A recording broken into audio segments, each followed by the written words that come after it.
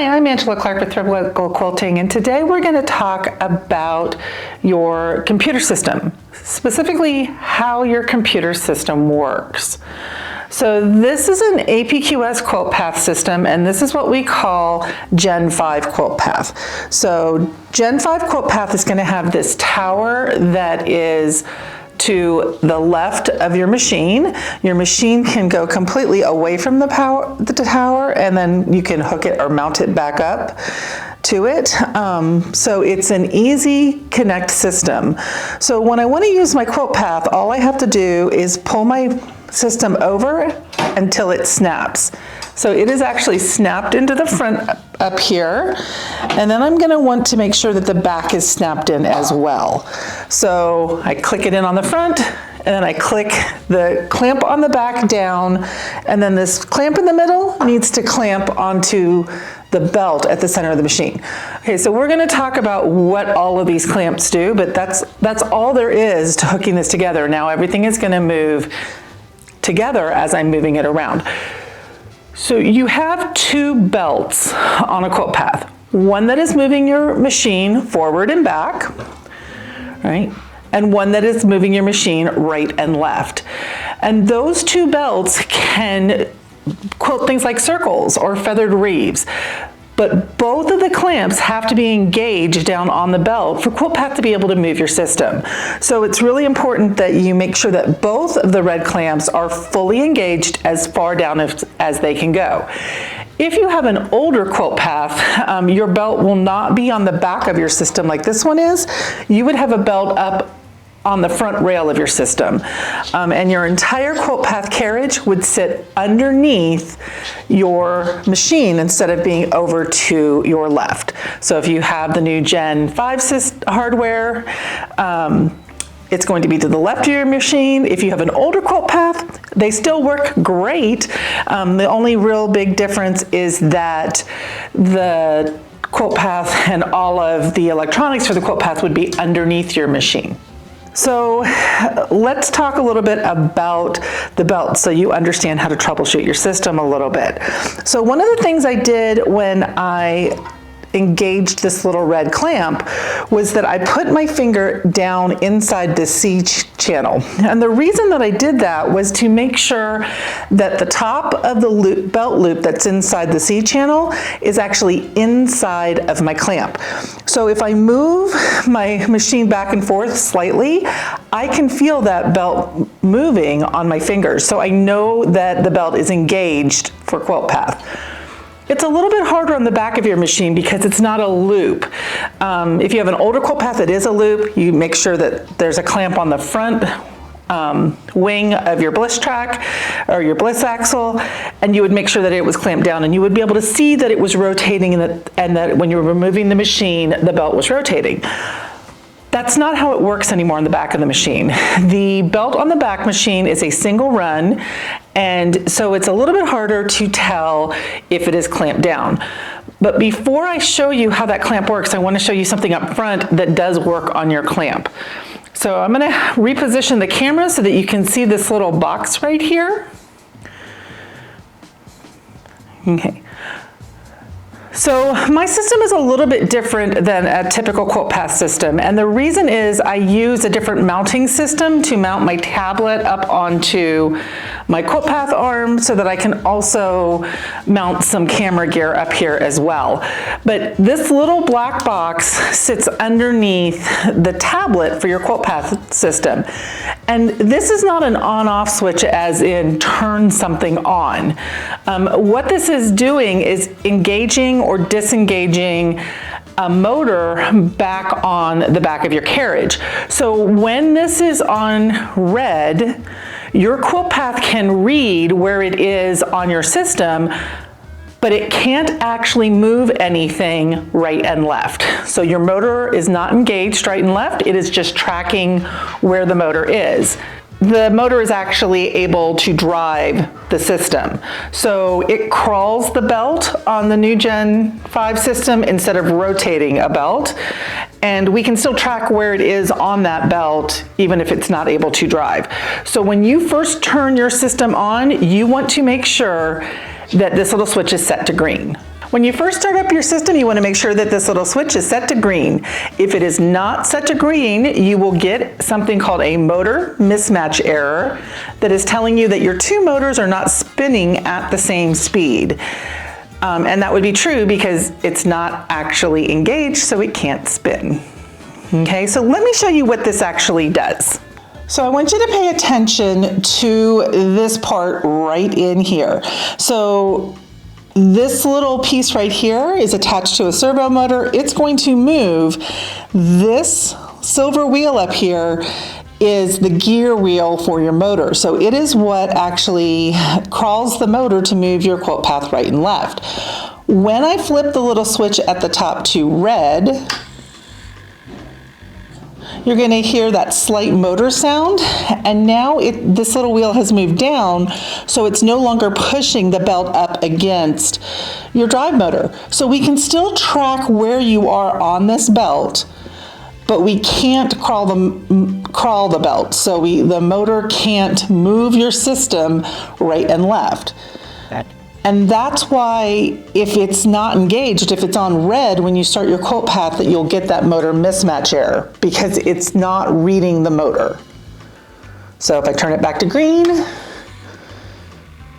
slight sound, and it pushes everything back up against the motor wheel. One of the things we talk a lot about with your belts is getting your belts tension correctly, and you're going to see this belt has a little bit of play in it, which is fine. So really what you want to do is when you're moving your machine back and forth, you want it to stay flat right in front of this roller right here. As long as it is staying flat, then you have enough tension on your belt. If it starts wanting to buckle in front of this and put like a little hill or bump in front of it, your belt isn't tight enough. So this little roller right here, there's two of them back here. These are your U rollers, or sometimes called V rollers, that are holding the system onto the back rail. You're going to notice when you start moving back and forth, they don't actually turn, and that's fine. That's not, they're not there to turn. They're actually there to hold onto the bottom profile of your rail and to keep the whole system steady on your rail. When you first put your quilt path on, there is a little green dot over here on the side, and you get a special wrench with your quilt path. You're going to put it on and rotate that until the green dot is pretty much out to either the left or the right, depending on which one you're doing. You're going to do it so you can see it from the side of the box that you're on, and that's going to bring the U-rollers up far enough that they hug the rails, but that they are not actually turning. Okay, so this is a three-wheeled cart. You have the two U-rollers on the back, and then we're going to show you on the front. The last roller for your quilt path is on your front rail, so give us just a second so we can reposition. This roller here is the last roller for your quilt path system. It is going to move when I rotate slightly. And it is holding on to the front profile of your front rail. So this one should roll more than the two U rollers do in the back. They don't need to roll at all. Okay, and then I also want to show you right here is the clip for quilt path. I am going to unclamp this real quick and pull it apart so that you can see the little clip for the front axle. This is the front bliss axle for your carriage, right? And you're just going to slide these two together, and then you're going to hear it click. And once it clicks, it's together. It comes apart pretty easily when you pull it apart, but the whole idea is to get it clicked all the way together, and that's as far as you need to push it to get them to stay together. And then, like I said, you just do the two clamps in the back. There is one more thing we need to talk about the back. We're going to walk around to the back again to show you one more thing back here. So you do need to take this red clamp and push it all the way down, and it should be coming down on the little piece of metal down there. And then the last thing you need to do is take your red cable and plug it into the top port, which says AUX, A-U-X. This red cable is what communicates with your long arm. Now, you're going to want to also make sure that none of your cables can get caught on anything. You get lots of Velcro with the system, these Velcro wraps. And I'm going to Velcro things up against this pole up here to make sure nothing is catching on the clamp, the back of the C-channel, or on my regular machine carriage. I'm also like this right now, I've just set my system up, so I have not Velcroed this over, but this should be Velcroed over to the left handle so it can't catch.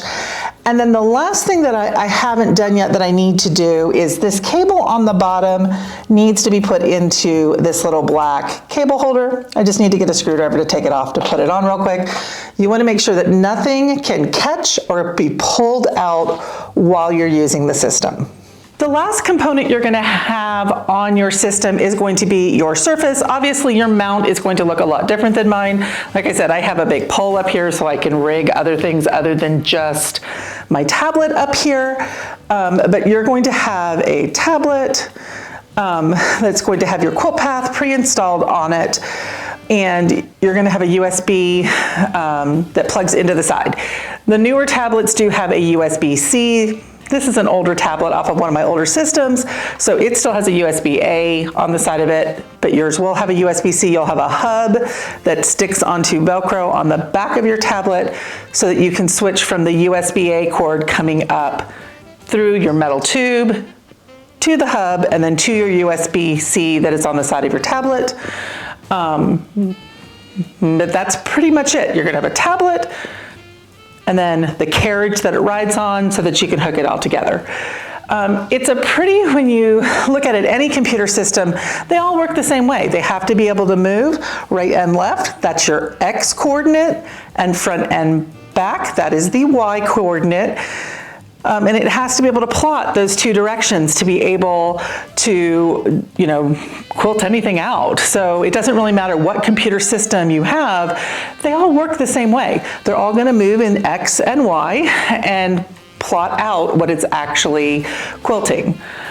So like I said, pretty easy to troubleshoot. And the most common error that we see is going to be the motor mismatch if you have this set to red instead of green. So next week we're going to be talking about how to actually set up a design in here. So far we have learned how to load our quilt, we've learned how to balance our tension, right? We've learned how the system actually moves, and the next step is to set a quilt up. So next week you're probably going to want to have a quilt set up on your frame. As you can see, mine is getting ready to be loaded. I unloaded it so we could shoot this video and we could see the back, so I will have to put it back on there. And then we're going to set the quilt up on here so that it can quilt. So you're going to want to subscribe to the video so that you know when the next one comes out. If you subscribe to the channel, it'll tell you when the videos are coming out so that you can get them right away and you know what's happening next. We will be going through all the way through quilting the quilt, all the way to the bottom of the quilt. We're going to be talking about things like using a clips, clipping off the bottom of your quilt, what to do if you set your quilt up too short, how to manage your zones. So all the kind of things that you're going to need to know for how to quilt the quilt and get it off the frame. We're looking forward to seeing you. If you have any questions or comments, please put them in the comments section. Please like our videos, and like I said, subscribe. And we're looking forward to seeing you again soon. Happy quilting.